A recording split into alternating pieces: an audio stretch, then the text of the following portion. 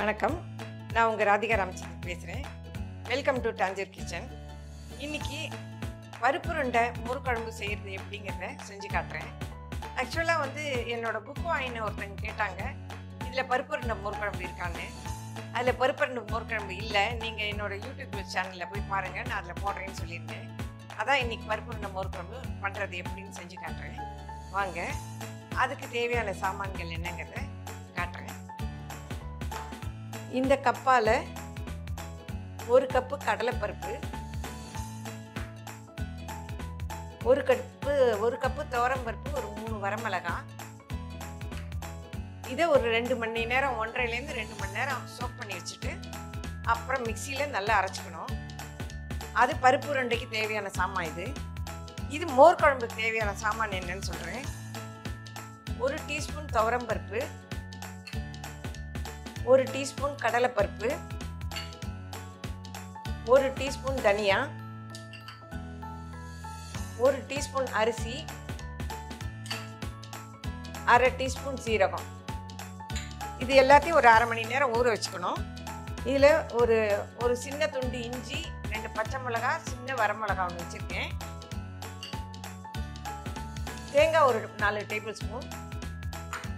இது எல்லாத்தையும் அரைக்கும் போது கடைசியாக இதையும் போட்டு மிக்சியில் அரைச்சி எடுத்துக்கணும். இது மோர் குழம்புக்கு தேவையான சாமான்.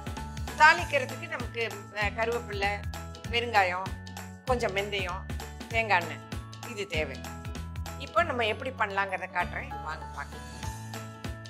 இப்போது சோக் பண்ணின பருப்பு 2 சாமானை, கடலைப்பருப்பு, துவரம்பருப்பு, வரமிளகாயை நல்லா நைஸாக அரைச்சி எடுத்திருக்கேன், கெட்டியாக அரைச்சி எடுத்திருக்கேன். கொஞ்சம் எண்ணெய், அது சூடாகட்டும். இப்போ எண்ணெய் காஞ்சிடுத்து, கொஞ்சம் பெருங்காயம் போட்டிருக்கேன், கொஞ்சம் மஞ்சள் தூள். இப்போ அரைச்சி வச்ச விழுது அதில் போடுறேன். இப்போ இதில் நல்லா பரட்டி எடுத்துக்கலாம். இப்போ நல்லா இதை கலரிட்டேன், கெட்டியாகிடுது. அப்படியே கொஞ்ச நாள் மூடி போட்டு அணைச்சிட்டு மூடி போட்டு வச்சிடலாம். ஒரு 10 நிமிஷம் கழிச்சு ஆறினோடனே எடுத்து உருண்டை பிடிக்கலாம். இப்போ கிளறி வச்ச அந்த மசாலா பருப்பு இதை நல்லா கெட்டியாக பிடிச்சி வச்சுருக்கேன். இப்போ மோர் குழம்பு பண்ணுறது எப்படிங்கிறத காட்டுறேன், வாங்க. இந்த மோர் குழம்புக்கு தேவையான சாமான்லாம் நினச்சி வச்சதெல்லாம் மிக்சியில் அரைச்சி வச்சுருக்கேன். இதால் 2 கப்பு புளிச்ச தயிர், ரொம்ப புளிப்பில் மீடியம் புளிச்ச தயிராக எடுத்து கடைஞ்சி தண்ணி ஊற்றி வச்சுருக்கேன். இப்போ எப்படி பண்ணுறது மோர் குழம்புங்கிறத காட்டுறேன். இந்த மோரை இதில் ஊற்றிடுறேன். இப்போ இதை அரைச்ச சாமானி இதில் போட்டுடலாம். இதை அரைக்கும்போது மீந்த தண்ணி, மோர் கொஞ்சம் தண்ணியாக இருந்தால் தான் அந்த பருப்பு உருண்டை அதில் போய் வேக முடியும். இல்லைன்னா மோர் குழம்பு கெட்டியாக வச்சோம்னா நல்லா கெட்டியாகிடும். அதனால் கொஞ்சம் தண்ணி ஊற்றிருக்கேன். இந்த புளிச்ச மோரில் அந்த அரைச்சி வச்ச சாமான்லாம் போட்டுட்டு கொஞ்சம் தண்ணி ஊற்றிருக்கேன்.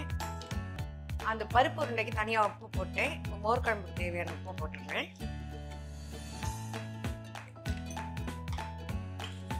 இந்த அடுப்பை நல்லா சிம்மில் வச்சிடணும். இன்னும் கூட இதுக்கு தண்ணி ஊற்றலாம், கெட்டியாக இருக்கு.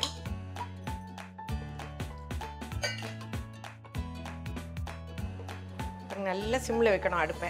ஏன்னா பருப்பு உருண்டை போடும்போது ஜாக்கிரதையாக போடணும். இல்லைன்னா பெருசாக அடுப்பு இருந்ததுன்னா பருப்பு உருண்டை கரைஞ்சி போயிடும்.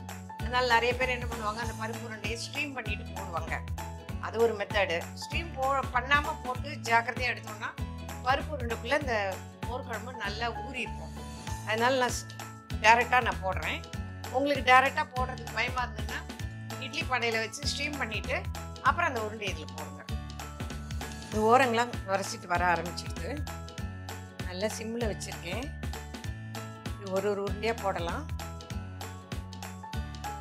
பெருசாக வச்சா உடஞ்சி போயிடும். கலரும் கூடாது. கொஞ்சம் வெந்த உடனே மெதுவாக பரட்டி விட்டுக்கலாம். உங்களுக்கு இது பண்ணுறது கஷ்டம்னா ஸ்ட்ரீம் பண்ணிவிட்டு போடுங்க இட்லி பானையில். இப்போ பாருங்கள், இந்த உருண்டையெல்லாம் முதந்து வர ஆரம்பிச்சிடுது. ரொம்ப உடையாமல் கலக்கினா அது பாருங்க கலர் மாற ஆரம்பிச்சிருக்கு.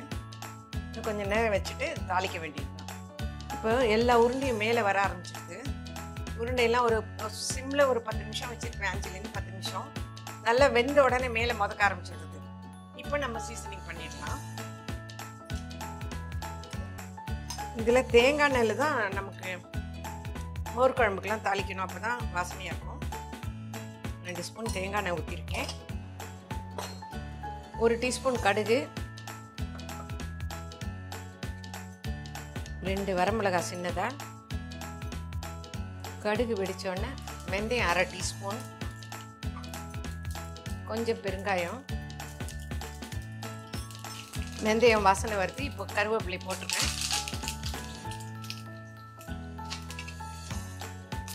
இப்போ இந்த சீசனிங்கை இதில் கொட்டிடலாம்.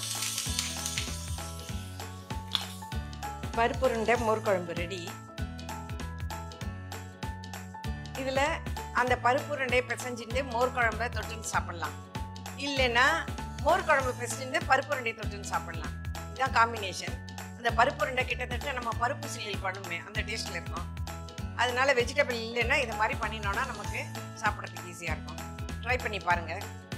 என்னோட சேனலுக்கு போங்க, அதில் சப்ஸ்கிரைப் பண்ணுங்கள், பெல் பட்டன் அமுக்குங்க.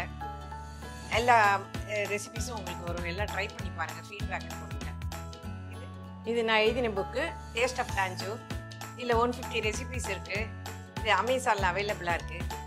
கீழே இருக்கிற அந்த லிங்கை நீங்கள் கிளிக் பண்ணிங்கன்னா உங்களுக்கு இந்த புக்கு வாங்க முடியும். இந்த புக்கை போய் வாங்குங்க. இதில் உள்ள ரெசிபிலாம் ட்ரை பண்ணிட்டு